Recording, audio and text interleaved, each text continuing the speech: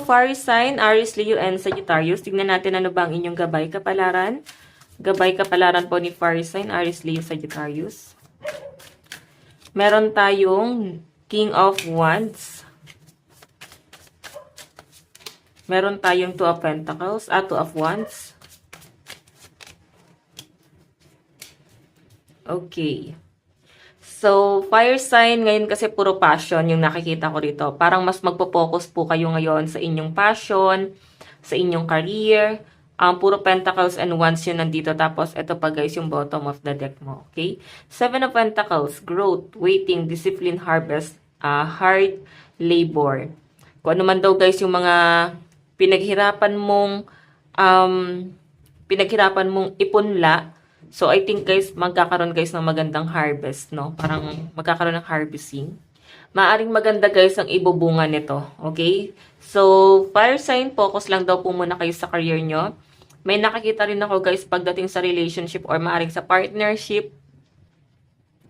May nakadepende po sa inyo. Ito siguro itong taong to, hindi niya kaya sa sarili niya kung paano umusad. So, maaring humihingi ng tulong sa inyo.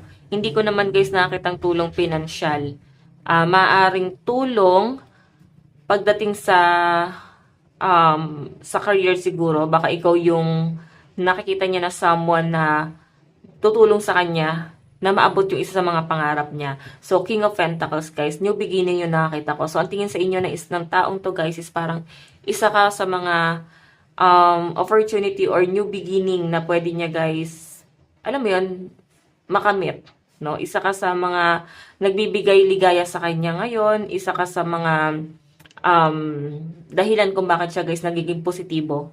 Okay? So, Aries, Leo, Sagittarius, ngayon mas magpo-focus ka sa career mo. Sobrang ano lang naman guys, ikaw kasi sobrang kalmado ka lang, hindi ka naman guys ganun nape-pressure. Pero yung ano kasi parang pwedeng ano to, malapit sa inyo, pwedeng sa person mo. Okay, ikaw yung nagiging support system niya ngayon. Okay, ikaw yung para bang nakakatulong sa kanya para makausad. Ayan. So, tignan pa natin.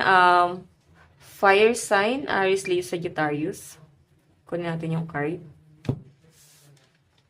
Okay, nakadepende sa inyo yung person mo ngayon, oh. Tignan pa natin. Okay, nasama yung ano.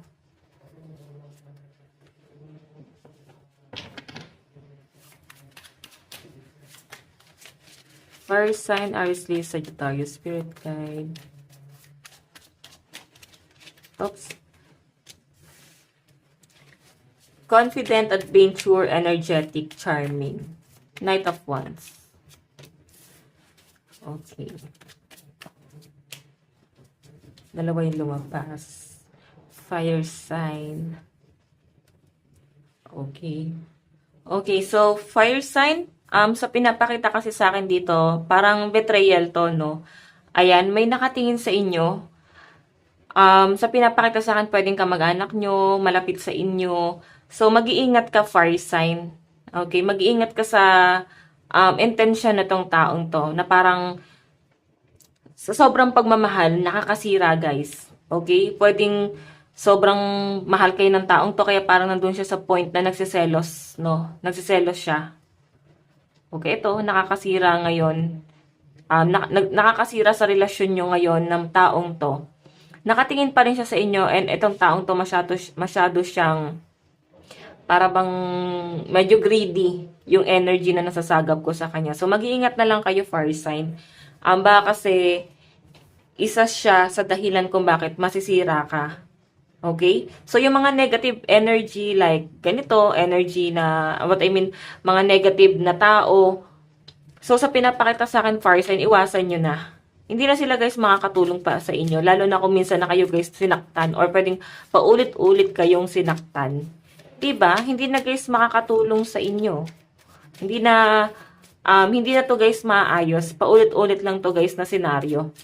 Hihingi ng tawad, tas mauulit, nasasaktan ka na naman, hihingi na naman ng tawad, tapos masasaktan na naman, guys. Alam niyo yon?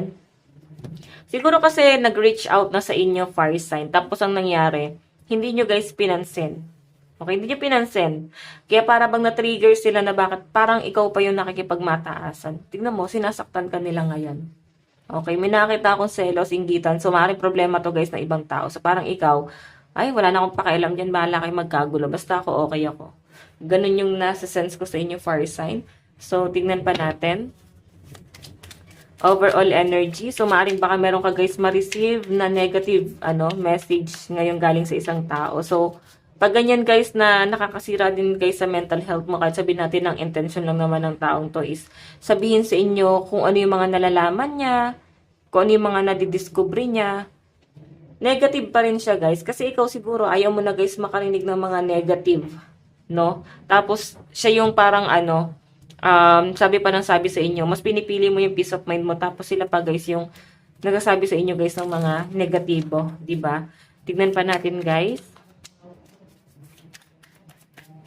Meron tayong the star. Ayan, focus muna sa family ang mga fire sign. Mas nagpo-focus kayo sa career mo ngayon. Parang wala na kayong pakialam sa ibang tao. Kaya ang pinagtutuunan nyo guys ng pansin is yung pangarap mo. Parang wala na ikaw pakialam kung ano man nasasabihin nila against you. Basta ikaw magpo-focus ka sa pangarap mo.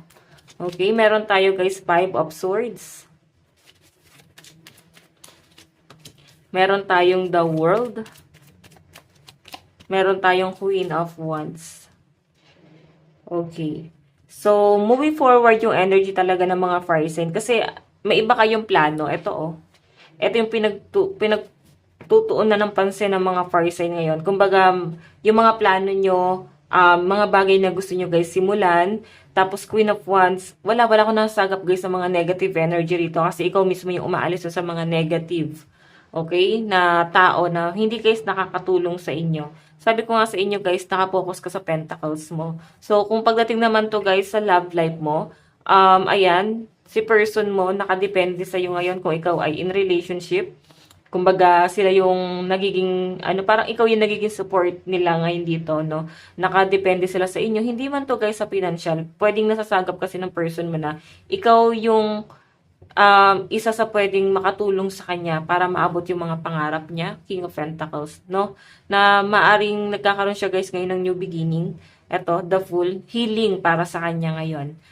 Okay, so tingnan natin ano ba ang inyong advice. Basta yan guys, mga negative energy, wag niyo na guys papasukin pa sa buhay niyo kasi makakasira lang to. Okay, meron po tayong attune to the divine. Okay. Meron pa tayong hidden wisdom, elemental, fairy, uncover. So, I think guys, nakasupport din sa iyo ang mga angel gabay mo. Nandyan lang talaga sila. Kung lagi ka guys nakakita ng mga repeating numbers, so I think meron sila guys message po sa inyo. Lucky number mo is 13 and 28. Ito lang po ang inyong reading. Maraming salamat po. Bye-bye.